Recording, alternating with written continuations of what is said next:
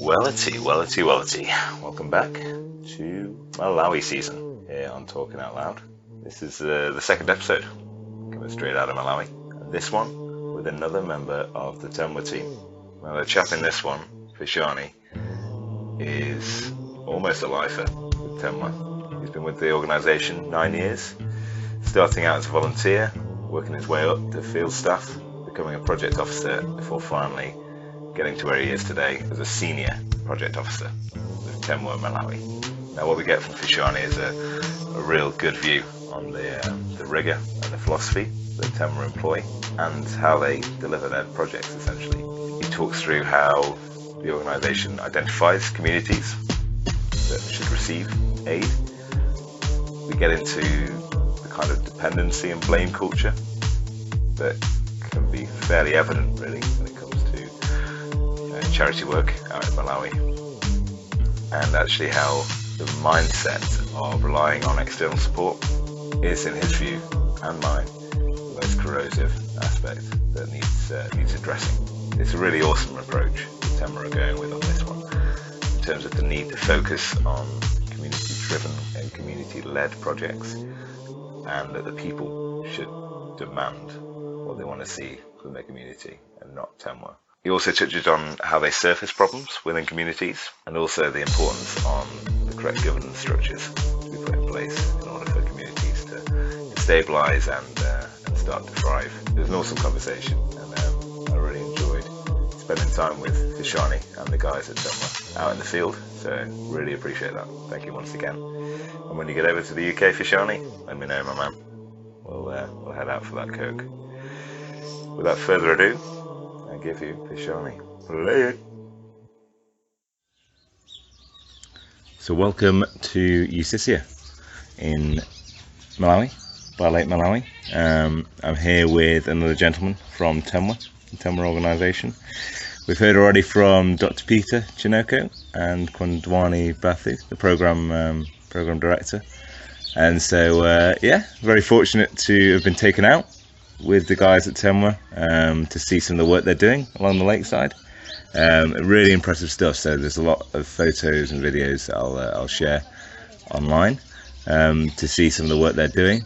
But over the last few days, myself and you, Fishani, have spoken at some length. We've seen some of the work that you've been doing with other organisations. But it'd be good initially, if we can, just to chat about your role within Temwa, how long you've been with the organisation, and what got you involved in Temwa in the first place. There we go. Yeah, thank you. My name is Fishani Msafiri, as you have said. As of now, I'm the senior project officer under the program team. I have been working with Temwa for almost close to 9 years now.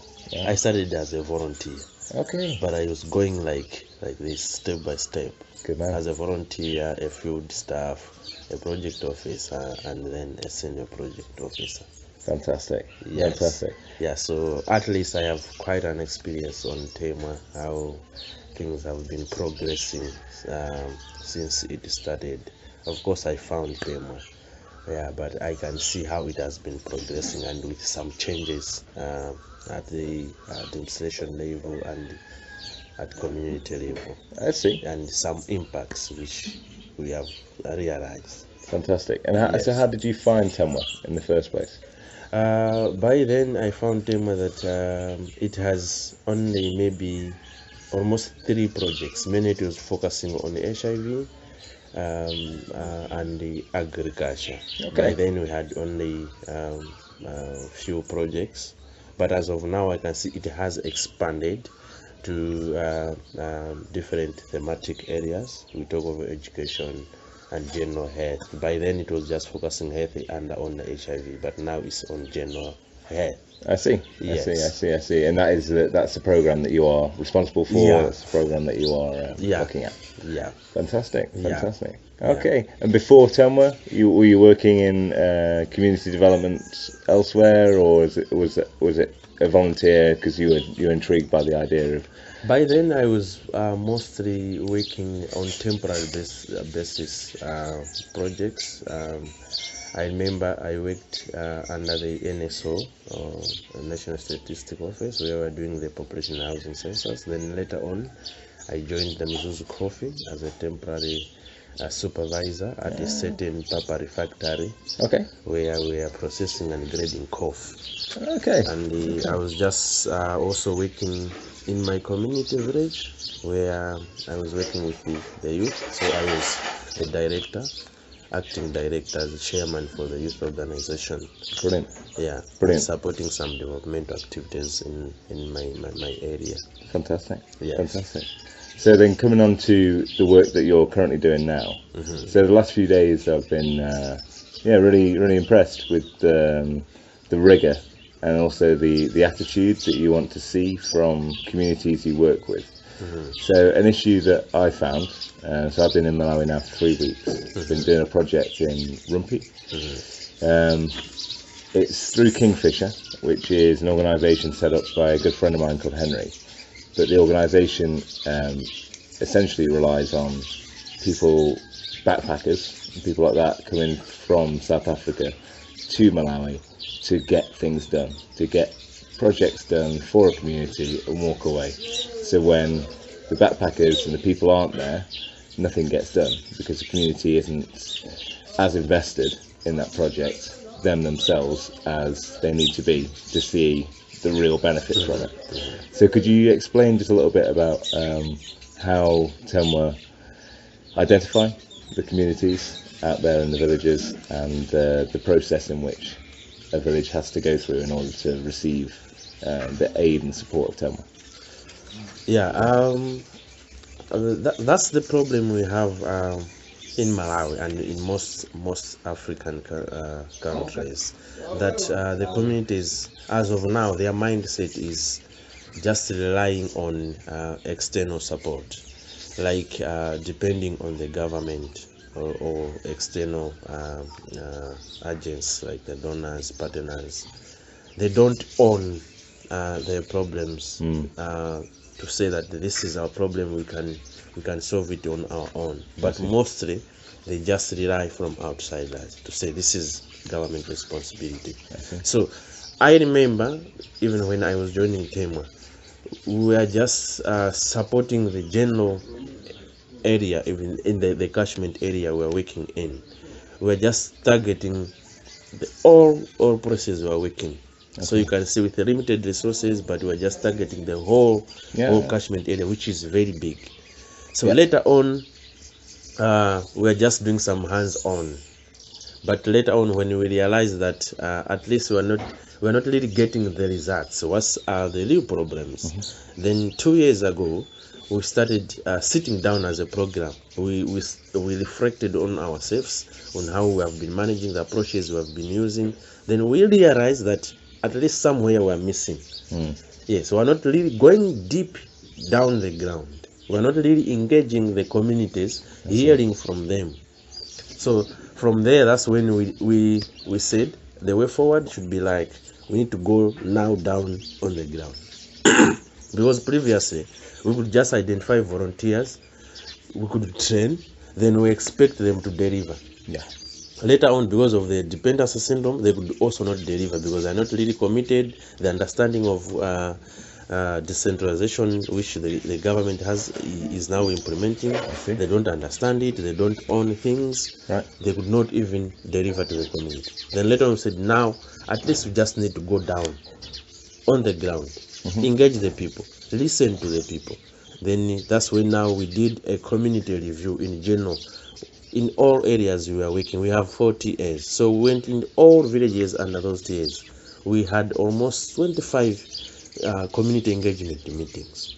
So that we hear and we assess where are we and what are the gaps. Then later on we held from the people to say, look Temwa, you are just coming in, you are just giving things, you could just sit on your desk in your office and identify our problems without hearing from us. So that's the first thing we also realized that, I think we are missing here. Then after we held from the people to say, you need to hear from us. So that's why now we took that approach to say, now we need really to focus on the community driven. We need to hear from the people, to get the needs of the people. The people should demand, not us. Because there are some other things we can think that this is a problem, but we don't know where it is coming from. And we don't know the root cause of that. But the community, they know, because they are the people who are experiencing that problem. They know where it is coming from. Yeah, so that was the next step we did. So how do you go about surfacing those problems? So you have meetings with the community. So how many people do you try to get from the community in those meetings, and what's your role as Temwa in those meetings? Okay, the approach, we are saying that as of now, we want the communities to be the drivers.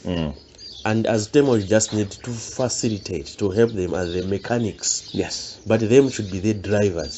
So the first thing we wanted that people, we need to change their mindset of the thinking of the things. They need to know that the government has given them the power. And now we're saying it's power to the people. It's not government to the people or partners to the people. It's power to the people. The people, they have to own it. They have to have their own governance systems on the ground. It's not that the government of Malawi. The governance should start on the ground. The leadership should start on the ground. They have to be the managers on their own. They have to take that leading role. The government, the partners like them should just come in and support on what they are governing on the ground. So that's what we wanted, to change that mindset. Because we think and we realize that actually communities, they are managing things on their own. I think they will be there, because if there's a problem, they will know the solution. Yes, and they will just ask. That's the demand we are saying. They'll just ask, we have this problem and this is what we are doing, but we are lacking here. So the approach, after discussing, people talked to us, maybe some gaps, the approach which we miss, and the best approach we could now work with the people direct on the ground, community driven approach. Then we went back, inviting all the communities with this approach. Brilliant. So we invited all the communities at the village level, at the GVH level, Group Village Headman, where there is a governance system which is called the Village Development Committee. Okay. Yeah, so we have almost 15 VDCs. Of course, there are some sub, almost to 25. Then we engaged all of them. We could go there almost for 3 days, discussing deeply, people to understand the decentralization policy, where we could say, we could discuss with the communities to say, as in this community, starting from individual at household level, what are the life-giving factors? Because we wanted to realize to them, to say, they need to know that it's their problem. So we could say, what are the life-giving factors? So they could mention this and this word. What are the basic needs? Whose responsibility is to make sure you have these basic needs? So at first they could say it's no government. So we could discuss, probe more, going deep. They could realize to say no, it's our responsibility. Okay, so what are the obstacles that makes you not to have these basic needs? So they could also discuss, suggest, they could critique each other. Later on they could reach a point to say, I think this is what is needed. This is the obstacle, this is what is supposed to be done. Fantastic. These are the sources to be required to solve this problem, these obstacles, and these are the ways of finding these resources. Awesome. Yeah. Awesome. So that's what we are now. We are there. Because the process, this approach is almost 8 steps. We could not just go there straight forward to a problem and they're like, no. We could make them understand whose responsibility is to make sure things are working on the ground to solve the problem. Firstly, they have to understand what are the basic needs. And so what has fallen out of that? So obviously I've been to a number of projects that Temwa is running in the past 2 days. So one of which was a chicken farm, one of which was a pig farm. There's also the WASH program, which we'll come on to shortly. but some work at the school here as well. So when you're going to these communities, once the problems have been surfaced, is it a case of that village, that first village where there's now a chicken farm, they said, first of all, our priority would be to get some chickens, and then you, from that meeting, you also get a development plan. Could you talk a little bit about the development plans? I was going there. Oh, perfect. Yeah. After people realizing that that problem, the other step was coming back again. After people have realized, now we could go deep to say, how are we going to manage this problem? So that's why now we could say, can you come up with a realistic strategic plan which you could align all the obstacles, the life-giving factors you indicate on your left? What are the obstacles, resources? How are you going to address? What are the resources needed? Who will be responsible on this finding, on mobilizing this? So that's how the strategic development comes in. So we said every village, starting from the household level, should have a vision. From now, what do they want to be like in the future? They could give their own period to say, I want to be somewhere. I need to have all this. They need to have a vision at the household level, at village level, and at community level. So that's where they were developing the village action plans. So we could start together with a strategic plan. Then that one could feed into their village action plans. In this community, what do we want our community to be like? So that's their vision now. So they could see, this is what we want. We want health services. We want to have food secured. Our health is good.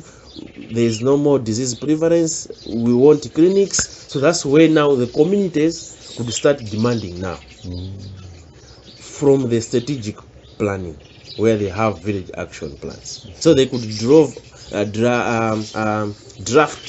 their village action plan, and for us we could come back again, perfecting it, discussing, so that we also understand what do they mean. Sometimes they have missed somewhere, so we could also discuss, go through it. Later on, that one is perfected, then we print it. It can be shared to different stakeholders. So that's when all the Temwa now support is coming from, because people demanded from that engagement meetings. They developed their plans. They demanded through the development plan to say, this one we can do on our own, this one we can do on our own, we can build some houses. You can see it was not us building the houses. They could mold bricks, they could fetch some timber and the like, but we would just come with cement and some livestock. Yeah, sure. Yeah, so during those meetings, we could also use like a problem tree, so that they could prioritize. What are the main challenges? What are the main obstacles? So you find there are some areas in the lecture they could say, no, I think here the big problem is now there is this outbreak of this kind of disease. We need first to address this. For example, in the lecture, they could say there's a problem of waterborne diseases. So we could say, what are the root causes? What are the obstacles? So they could say maybe the sanitation and hygiene here is not well. Like we drink untreated water. We drink water direct from the rivers and the lake, which are contaminated. So what could be the solution? We could discuss on that. That's when the water filters mechanism came in by them.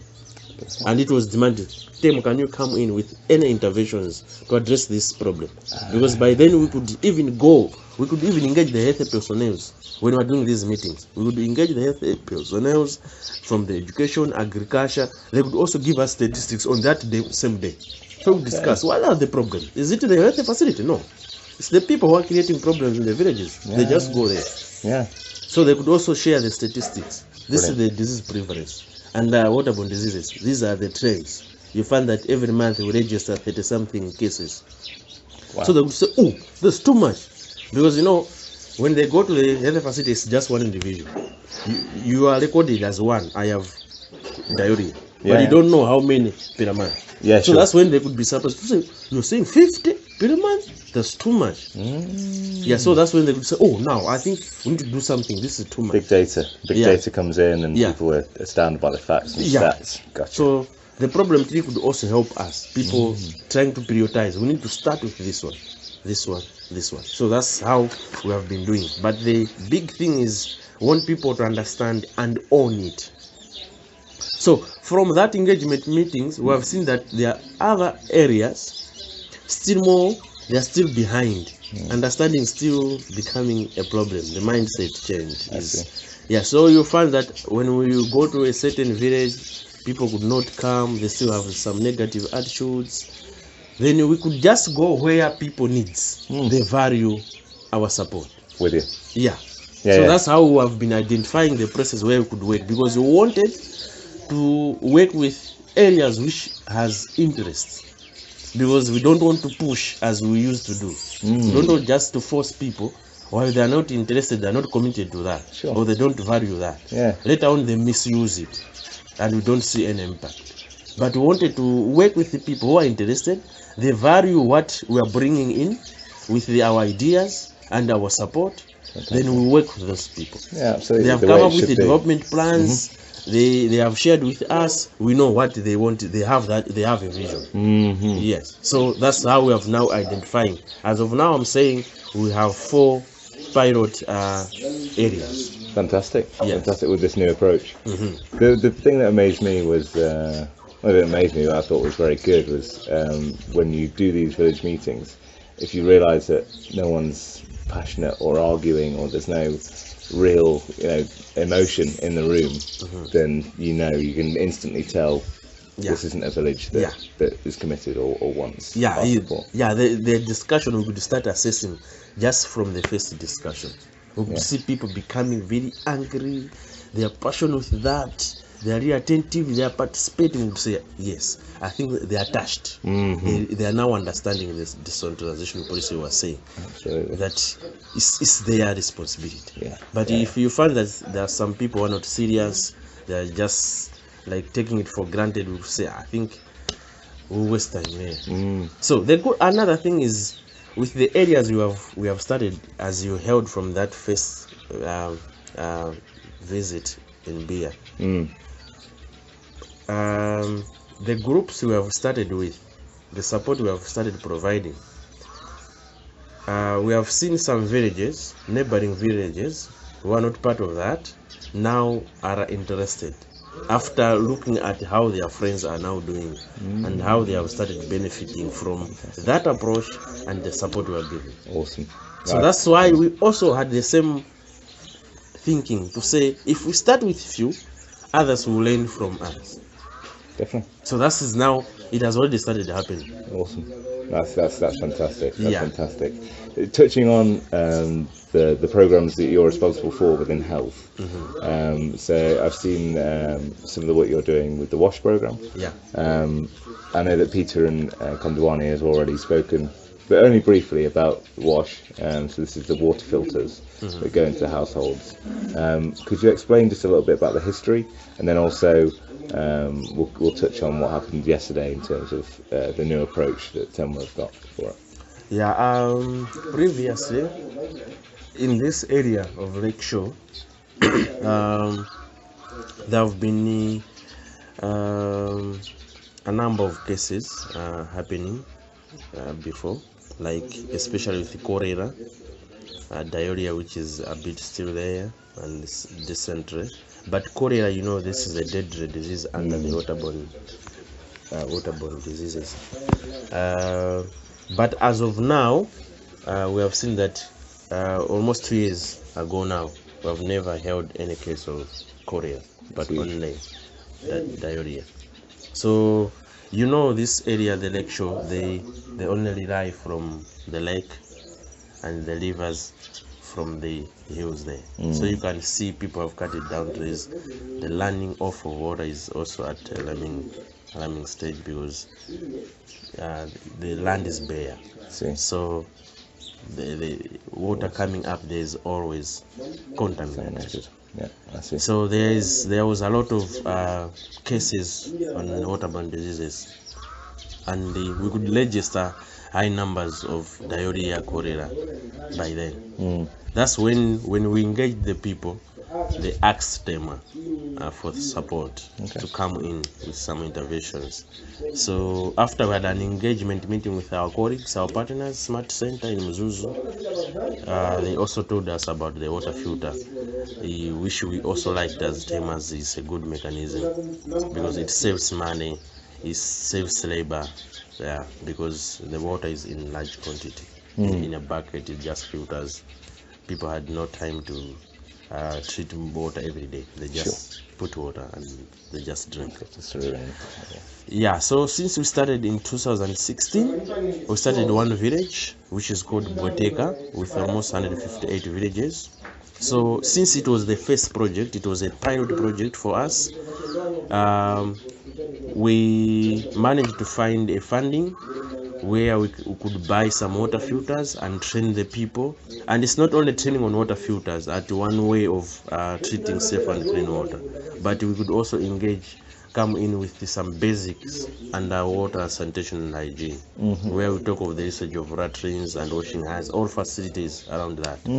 Yeah, so water filters was just part, because we knew that even if people can drink safe and clean water, but if the other hygiene practices are not practiced, still more they will contaminate themselves. True.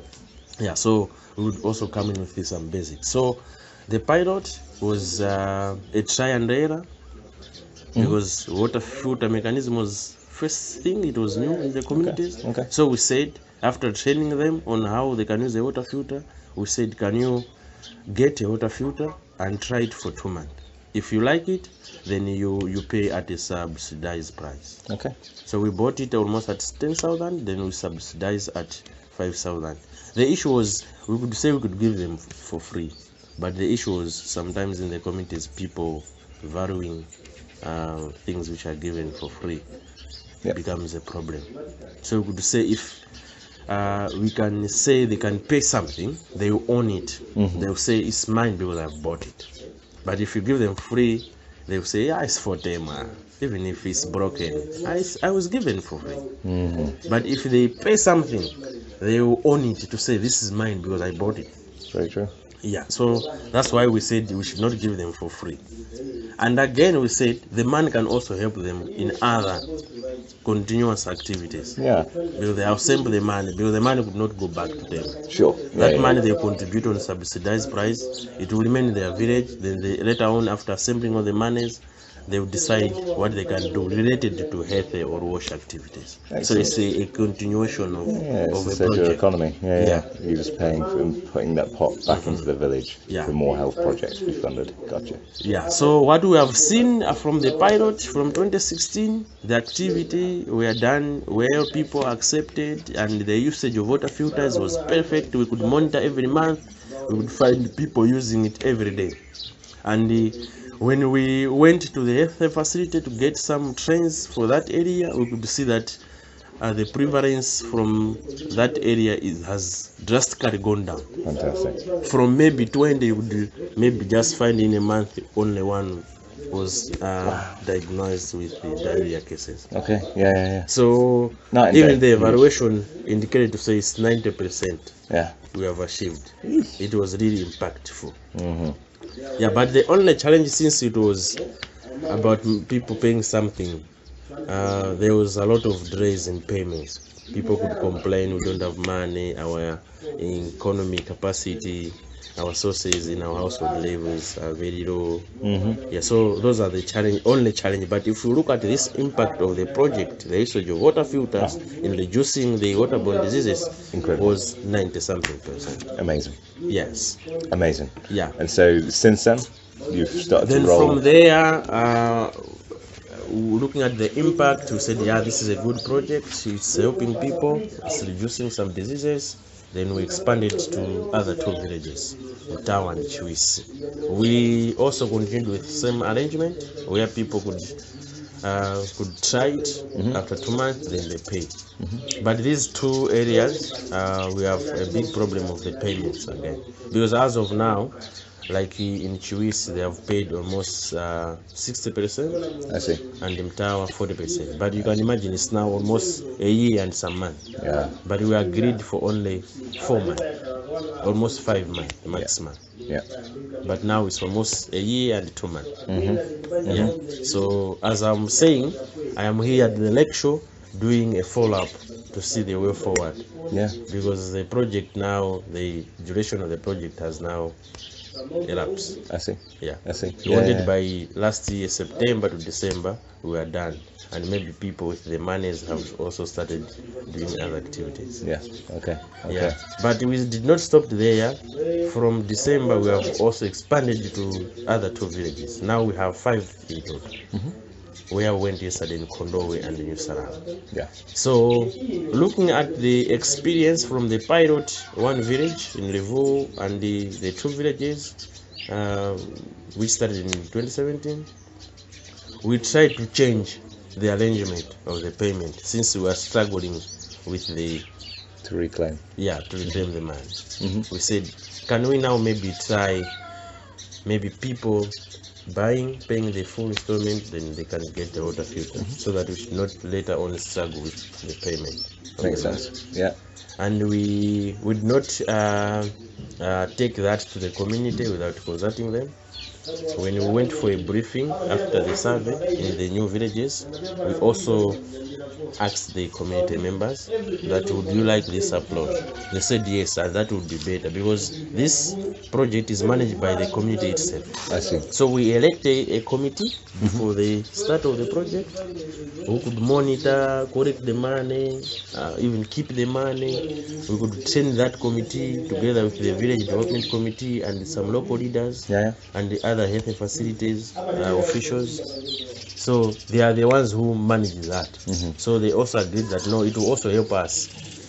It will also help us to struggle with the chasing out community members, getting the money. So they liked that idea. Okay. But now we have seen that people still more are complaining. As I'm saying, we have just delivered the water filters from December to January, but you can hear that out of maybe 180 water filters which were delivered in one area, only 17 have been collected since now. So for us, we can see that the impact is at minimum, because this is the only period, rainy season, where people need to drink safe and treated water. But people are not getting the water filters because they are not affording to pay the full amount, which is 5,000. Because in the lakeshore areas, people rely on the lake.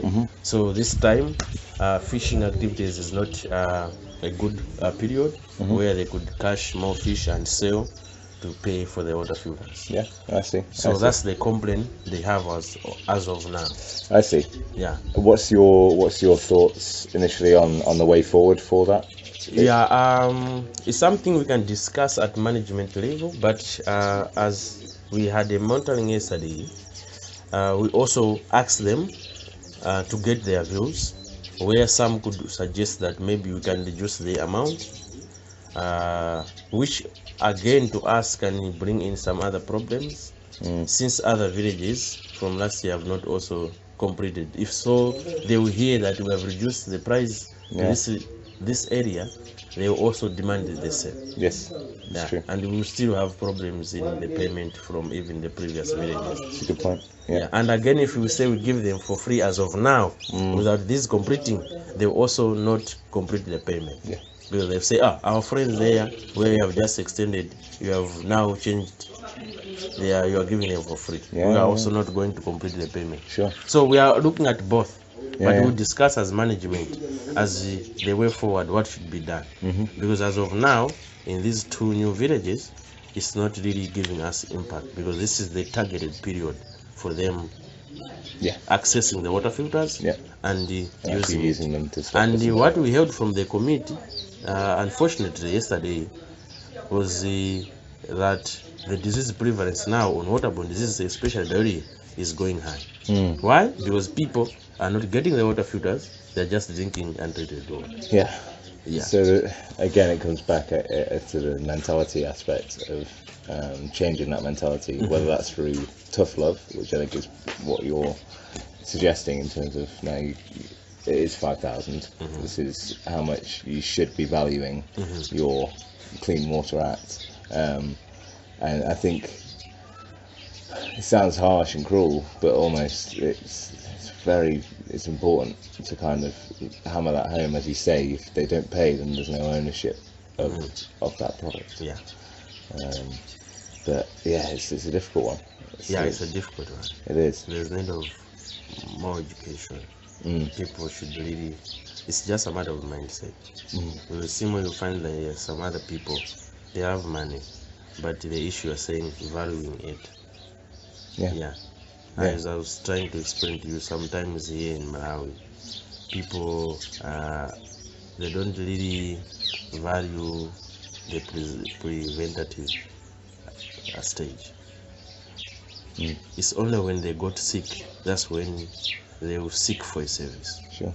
That's when maybe they will say, oh, I will need a water filter, because in my household, my children, me, we experience some problems like diarrhea.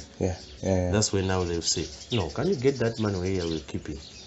But as of now, they are okay. They will say, they will value maybe money for drinking and doing other things. It's always the case. It's just the mindset and valuing. The longer term, to think that a little bit further ahead. And like I was saying to you yesterday, in terms of surfacing that projected cost for how much it would cost that village, or as you say, using the statistics to say you actually, as a village, you are spending X amount of money just on taxis, on water taxis back to hospitals or clinics, and as a result, you're just spending X amount on these water filters per household will bring the village expenditure down by X. And then maybe targeting the chiefs or the village chiefs with that information. But it's amazing what you guys are doing, I must say, and I really admire the approach, because I think it's personally it's but if you look at the demand and the interest of people on this project and the water filters is very high. People, they are liking it. Good.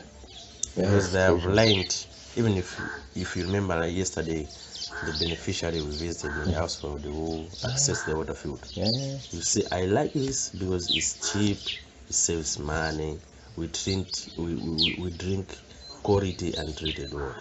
Even if water is dirty, is color, but it's being filtered, it's clean, and it really gives the appetite to drink good water. But the issue now is this attitude towards the money valuing. Agreed, which and household labor is probably the biggest challenge, but it's the most important one, I think, to get through. And so the future going forward, what health projects would you like to see coming in next, in your personal opinion? Where's next? Our focus now, we are looking at this is of course in general program to say we want to see good governance in all sectors, whether in health, because you'll find that, for example, I'll give an example that like here in the lake shore of Ngatabe North, you found we only have 4 health facilities. In the lake shore there are only 2, but if you look at the population, it's very high. We have few doctors, we have few health workers, we have few housing, we have few services, we have few supplies in materials, even medicines in the hospitals. I see. So that's what we want. We want the good governance, starting from the household level, at the community level, and at the tier level. I see. That's what we want. Because even if we can come with our interventions, but if the receptivity is not all that good, people, they don't manage things on their own, still more will have problems. Because people, they really need to value that and understand that it's their problems, who can really focus on preventative measures. The intervention should really go down on the prevention. Because if people understand this basic health issues, they will know how they can prevent to avoid congestion in the hospitals. So true. Yeah, for us it has to be just a supplementary or providing technical support and some materials. But the governance itself, because the government has already instituted those governance system from the government, from the Ministry of Health going down up to the village. I see. Yeah, Okay. they are community volunteers by the government. They are a healthy governance system at community level, which can help the communities and the health facilities to work together and learn things effectively. I see. Yeah. So what we want is there must be good governance, so that people really prevent these disease prevalence in their communities. They should be taking their leading role. Yes. Not just waiting from the government. Though there are some other diseases, they just come in an emergency way. So if they wait for a government, that's too long. Yeah. So if the communities are complaining about we don't have health workers, but they are not, now they are given power to say it's you. If you want to have good facilities, it's you. Yeah. They have to move bricks for workers' houses, for health facilities. The government will just provide some other materials. Very true. So that one belongs to the community. It's the responsibility of the community with good governance. Sure. I see. Yeah.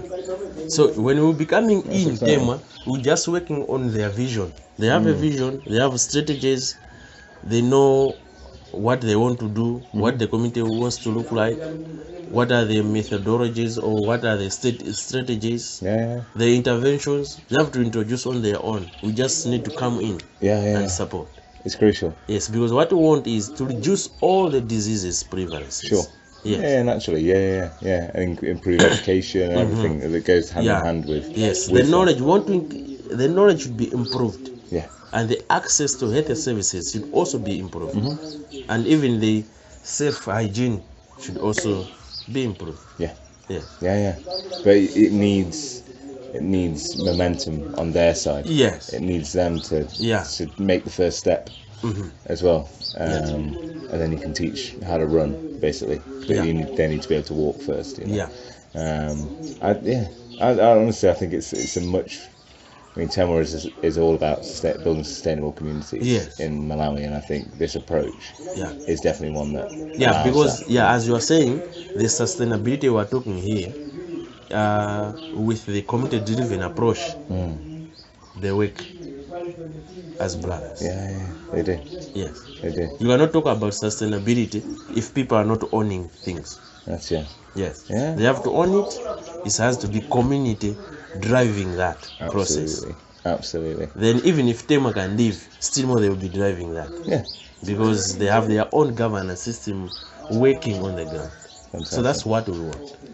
Even if you can come and build a health facility here, even if there is no good governance, they will just throw everything to us to say, you see, there's this problem. They always rely on us. Yeah. Yes. It's true. So no, it's getting that dependency issue away. Yes. But no, I love it. Yeah. So no, that's great. Well, thank you, Fishani. Is there anything else you'd like to share? Is there any? Yeah, of course, it's something that we just really thank the management of Temwa and even the management in Temwa, Malawi and UK. We understand they really work tiresomely to fundraise, doing the fundraising activities to support the activities in Malawi. And our hope is that we want really to transform these communities, so that really we should really have a good story of Temwa. That Temwa has worked here. Now we are approaching the 60th year. Yeah, so it's a long time ago. Brilliant. We really want to have some good cases on the ground to say yes, Temwa has been here. People are really transformed. Yeah, so we know that it's because of the UK office, which is supporting us in terms of financials to learn all what we do in Malawi. Yeah, and we like the coordination between the UK and Malawi office. Our main focus as us implementers on the ground is we also want to see the change. That's why we are there. Yeah. That's why I'm here. Fantastic. If I don't see that change, I also become angry to say, what am I doing then? Yeah, of course. Yeah. So as a social worker, I want to see. Good man. Yes. Good man. Take The great pride in impact, your the job. results of what I'm doing. Fantastic. No, you can tell. And from, as I say, from being with you guys the last couple of days, you can tell the pride in which you wear the Temwa shirt, and also the impact that you're having. Certainly, I mean, seeing Kondwani speak at in the village when they showed us around the new chicken farm and the pigs as well. There's clearly a great interaction you set up with the communities. There's a real respect between the two of you. So that's great to see. Yeah. And if you get over to England, let me know. Yeah. Come down, we'll go for a beer. Well, no, we won't. No, we won't go for a beer. No, you never had a drink. Okay, we'll go for a Coke. We'll go for a Coke, man. We'll get our feet up. But that'd be great. Well, thank you for sharing. Thank you for your time and even for your coming and the support. You have just said you just joined last year and you also had that passion to say I can help. Yeah, no, I appreciate it. Yeah, we also appreciate that. Oh, not at all, man. Not at all. It's been good fun. I've enjoyed it. So, It has been a few days, but I have also enjoyed your time. Good man. I'll be back for sure. I'll be back. I'll come and see you next time. Yes. Thank you, Fishani. Appreciate it, brother. You're welcome. Bankwood Bear Productions. Cheap and chill.